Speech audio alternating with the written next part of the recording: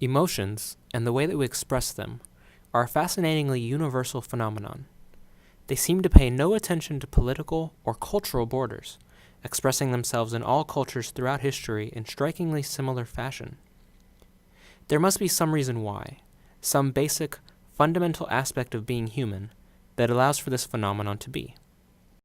In order to find this, we have to look at instinctual human reactions and where these take place, the mind. This video essay will take a look at a famous theory of human perception of emotion, the James Lange theory, within the context of film. In order to explore these ideas, having a representation of the various steps these theories entail can prove very helpful. Film provides a useful avenue for storytelling and encouraging visually strong, believable performances. Specifically, German expressionist films work well for this purpose. Expressionism, as a movement, is intended to express ideas and emotions as its primary goal, even at the expense of realism.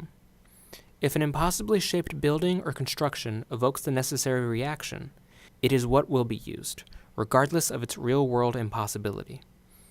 By examining the expressionist films M and Sunrise, we can see how these films work as examples of these theories. First, the theory itself. In psychologist William James's essay in Mind in 1884, James says the following: "Our natural way of thinking about these standard emotions is that the mental perception of some fact excites the mental affection called the emotion, and that this latter state of mind gives rise to the bodily expression. My thesis, on the contrary, is that the bodily changes follow directly the perception of the exciting fact, and that our feeling of the same changes as they occur is the emotion." As an example, James goes on to say that if we are insulted by an opponent, we become angry and then strike them, according to what he claims is the natural way of thinking. Instead, he is proposing that we interpret our emotions based on our actions, not the other way around. He says that we are angry because we strike our opponents. This theory has largely been relegated to history, as it has been challenged and replaced by the Cannon-Bard and later the Sachter-Singer theories. However, this analysis will deal exclusively with the James Lange theory, due to the theory's prominence at the time of these films' releases. The James Lange theory was not successfully challenged until the presentation of the Cannon-Bard theory, introduced in the late 20s and early 30s, the same time of these films' releases. As expressionist filmmakers, it is not unreasonable to assume that they would have been well versed in the dominant theories of human perception. But the Cannon-Bard theory may not have been widely accepted enough to replace the James Lange theory in the opinions of these filmmakers. For the reason, the James Lange theory will also be the focus of this essay. First, we start with M. As discussed in the film profile, M is about a city's search for a child abductor and murderer. Eventually, the crime bosses of the city unite their forces to find and mark the murderer in order to track and eventually capture him. He is eventually found, marked, and tracked. The murderer's potential next victim points out his mark to him.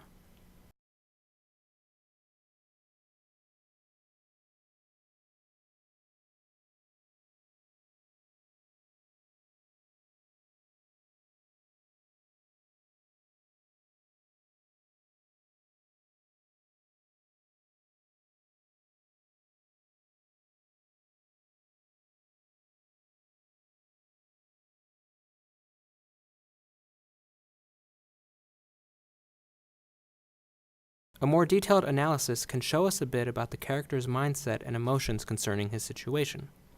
When he first realizes that he has indeed been marked, his eyes widen.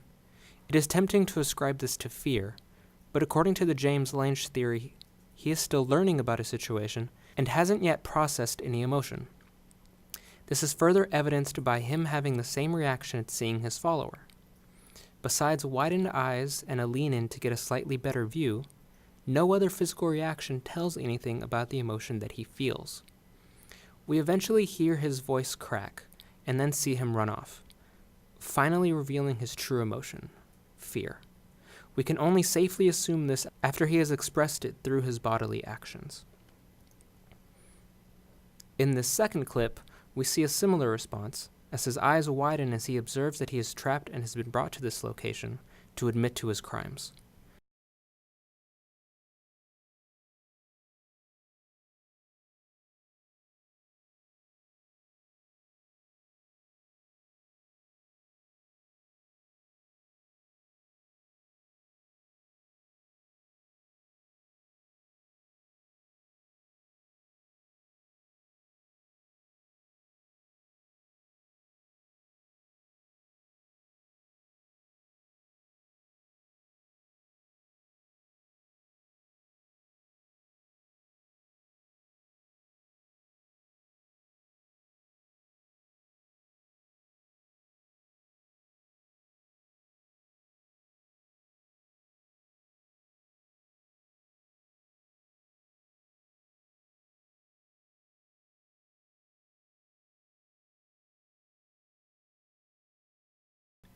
Only after that do we see his anger turn to fear. However, his physical actions of fighting back are similar on either side of his realization. This makes sense because in both moments he is fighting for his freedom and possibly his life. His eyes widen as he learns more about his situation, and then he acts accordingly. We can see similar moments play out in Sunrise. At this first scene, the man and the wife have just reconciled. They are walking out of a church where a wedding has just occurred, but we see them walk through different scenic landscapes as opposed to the cityscape that they actually exist within.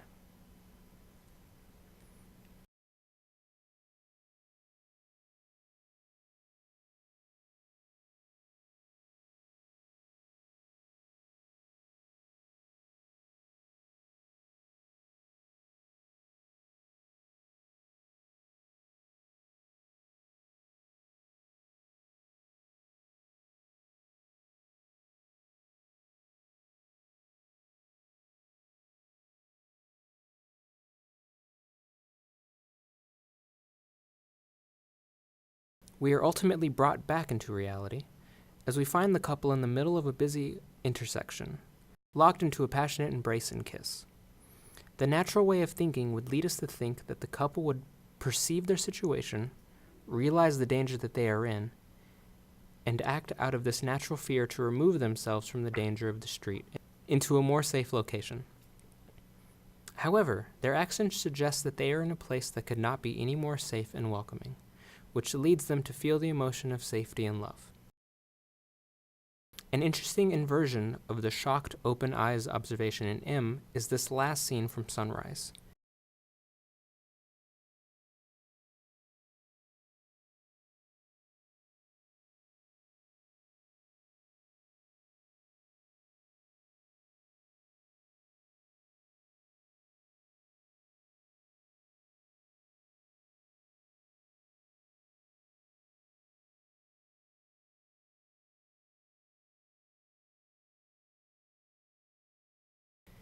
Here, the man is looking for his wife that he lost as their boat capsized during a storm.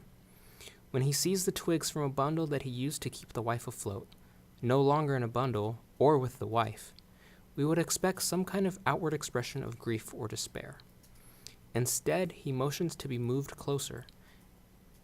And when we are all certain beyond a shadow of a doubt of what we are seeing, the man does nothing. He continues to keep his eyes wide open, in a looking position, even as the wife's seemingly assured doom is recognized by one of the oarsmen as he takes off his hat in mourning.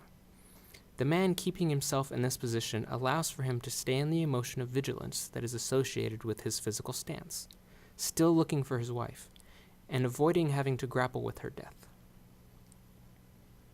Unfortunately, extending this kind of analysis beyond this era is difficult. World Wars I and II killed the film industry in Germany, where the Expressionism movement in film was most popular. As time has gone on, Hollywood has become an influential, arguably overpowering presence in film as a medium, and one would be hard-pressed to find popular films that explore theories about the human mind. While there have become popular films about mental health, humanity's existence within a possibly multifaceted universe, and what constitutes a memory, films about or exemplary of theories themselves are not nearly as popular. However, this may change with the rise of virtual reality interfaces and microbiological technologies. As new theories and new realities arise, we will have to grapple with their potential consequences, good and bad. And in terms of reaching a larger audience, you could do worse than film. Thank you for watching.